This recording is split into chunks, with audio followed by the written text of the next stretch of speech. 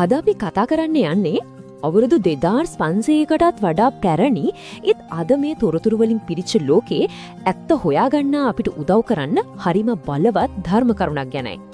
හිතන්නකෝ අද අපි ඉන්ටර්නෙට් එකට ගියාම ටීවී එක දැම්මම හැම තැනම තොරතුරු ගොඩයි. එකිනෙකට පරස්පර මත විවිධ අදහස් මේ හැමදේම අතරේ ඇත්ත මොකක්ද බොරු මොකක්ද කියලා හොයාගන්න එක සමහර වෙලාවට ලොකු අභියෝගයක් නේද?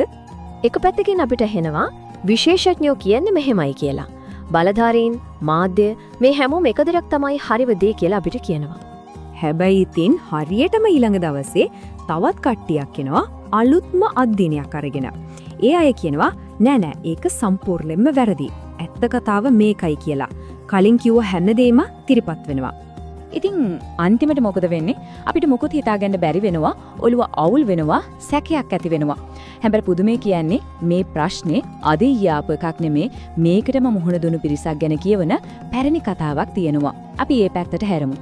හරි දැන් අපි මේ නූතන ප්‍රශ්නේ පොඩ්ඩකට පැත්තකින් තියලා කාලය හරහා ආපස්සට යමුද? අපි යන්නේ මේ වගේම අවුලක හිටපු පිරිසක් හම්බ වෙන්න. ඒ තමයි කාලාමාවරු. මේක ටිකක් හිතින් මවා ගන්න. මේ ගමට එක දිගටම විවිධාකාර ආගමික ගුරුවරු වෙනවා. හැම කෙනෙක්ම කියන්නේ මගේ පාර තමයි හැරිම පාර. අනිත් ඔක්කොම බොරු. හැමෝම තමන්ගේ ධර්මය වර්ණනා කරලා අනිත් අයගේ ධර්මය පහත් කරලා කතා කරනවා. අද කාලේ සමාජ මාධ්‍ය වගේමයි නේද? ඉතින් මේ කාලාමවරුන්ට මේක ඇති වෙලා ඔළුව අවුල් වෙලා අන්තිමට බුදුරජාණන් වහන්සේ මේ ගමට වැඩම කරතු වෙලාවේ ඕන් ගිහින් තමන්ගේ හිතේ තියෙන මේ ලොකුම පැටලිල ගැන අහනවා. ස්වාමීනි අපි කොහොමද මේක තේරුම් ගන්නෙ? කවුද ඇත්ත කියන්නේ කවුද බොරු කියන්නේ කියලා? හරි එතකොට බුදුරජාණන් වහන්සේ මොකක්ද දුන්නු උත්තරේ? උන්වහන්සේ මෙන්න මේක විශ්වාස කරන්න කියලා කෙලින්ම උත්තරයක් දුන්නේ නැහැ. ඒ වෙනුවට උන්වහන්සේ ලබා දුන්නේ අපි කොහොමද හිතන්න ඕනේ කියන එක ගැන පුදුම විදිහේ රාමුවක්. බුදුරජාණන් වහන්සේගේ පිළිතුර ඇත්තටම කවුරුත් බලාපොරොත්තු වුණ එකක් නෙමෙයි. උන්වහන්සේ මුලින්ම කිව්වේ කාලාමවරුනි ඔයාලට සැකයක් ඇති වෙන එක හරිම සාධාරණයි. සැක හිතෙන්න ඕනම තැනක තමයි සැකේ ඇති වෙලා තියෙන්නේ කියලා. ඊට පස්සේ උන්වහන්සේ පෙන්වලා දුන්නේ යමක් විශ්වාස කරන අපි පාවිච්චි කරන වැරදි පාරවල් මොනවද කියලයි. හොඳයි. අපි දැන් බලමු යමක් අන්ධව විශ්වාස නොකළ යුතු හේතු 10 මොනවද කියලා. මුලින්ම කටින් කට එන කතා. ඒ කියන්නේ කට කතා නිසාම විශ්වාස කරන්න එපා. දෙවෙනියට මේක අපේ පරම්පරාවෙන් ආපු දෙයක් කියන එකම හේතුවට විශ්වාස කරන්න එපා. ආගමික පොත්වල ලියවිලා තිබ්බ පළියටවත් යම් දෙයක් තර්කයට ගැලපෙනවා වගේ පෙනුනේ පළියටවත් අනුමාන කරලා හිතාගත්ත පළියටවත් ඒක ඇත්ත කියලා හිතන්න එපා. ඒ වගේම තමයි කෙනෙක්ගේ බාහිර පෙනුමට රැවටෙන්න එපා. කතා කරන කෙනා හරිම උගත් බලවත් කෙනෙක් වගේ පෙනුනට ඒක විශ්වාස කරන හේතුවක් නෙමෙයි. සමහර විට අපිට වදාත්ම වරදින්න තැන තමයි මේක.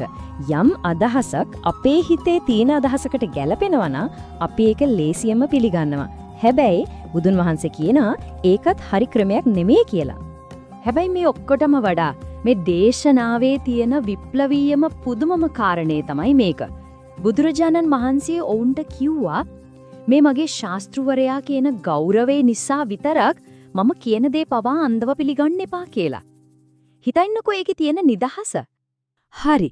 එහෙනම් විශ්වාස නොකරන්න ඕනේ හේතු අපි දැක්කා. ඉතින් එතකොට මොකද්ද කරන්න ඕනේ? බුදුරජාණන් වහන්සේ ලබා දුන්නේ ප්‍රායෝගික විසඳුම තමයි අපි දැන් බලන්න යන්නේ. මෙන්න බලන්න මේක කොච්චර සරලද කියලා. උන්වහන්සේ කිව්වේ තමන්ගේ ජීවිතේම විද්‍යාගාරයක් කරගන්න කියලා. යම් ඉගැන්වීමක් අරගෙන තමන්ගේ ජීවිතයට දාලා බලන්න. ඒක පිළිපැදීමෙන් තමන්ගේ හිතේ ලෝභය, ද්වේෂය, මෝහය, ඒ කියන්නේ දුක්ඛදායක දේවල් වැඩි වෙලව නම් අන්න එක අත්හරින්න. හැබැයි ඒකෙන් තමන්ටත් අනුන්ටත් යහපතක්, හිතට සැනසීමක්, ප්‍රඥාවක් ලැබෙනවා නම් අන්න ඒක පිළිගෙන ඒ අනුව ජීවත් වෙන්න. ඉතින් අවුරුදු 2500කටත් කලින් දුන්නු මේ උපදේශ අද අපේ Facebook, TikTok, news feed තියෙන යුගයට කොයිතරම් නම් අදාළද? අපි ඒ ගැන ටිකක් බලමු. ඇත්තටම හිතන්න පුදුමයි නේද? මේ තරම් නවීන විද්‍යාත්මක දෘෂ්ටියක් තියෙන උපදේශක් අපිට ලැබිලා තියෙන්නේ සහස්‍රක 2කමාරකට කලින්. සරලවම කිව්වොත් කාලාම සූත්‍රය කියන්නේ නිදහස් චින්තනය සඳහා වූ ප්‍රඥප්තියක්. ඒ කියන්නේ කවුරු හරි කිව්ව පළියට පරම්පරාවෙන් ආව පළියට නෙමෙයි තමන්ගේම අත්දැකීමෙන් තර්කයෙන් සාක්ෂිමත පදනම්ව තමන්ගේ විශ්වාසයන් ගොඩනගා ගන්න කියන මූල ධර්මය.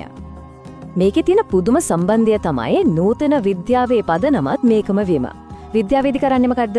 උපකල්පනයක් අරගෙන ඒක පරීක්ෂණ මගින් ඍජුවම අත්හදා බලලා ප්‍රතිඵල මත නිගමනයකට එන එක.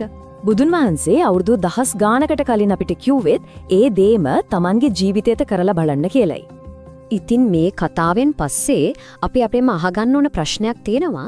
මේ තොරතුරු ഘോഷාවෙන් පිරිච්ච ලෝකේ අපි කිසිම ප්‍රශ්න කිරීමකින් තොරව පිළිගෙන ඉන්න. නමුත් ඇත්තටම මේ කාලාම සූත්‍ර පරීක්ෂණයට ලක් කරලා බලන්න වටින විශ්වාසය මොකක්ද?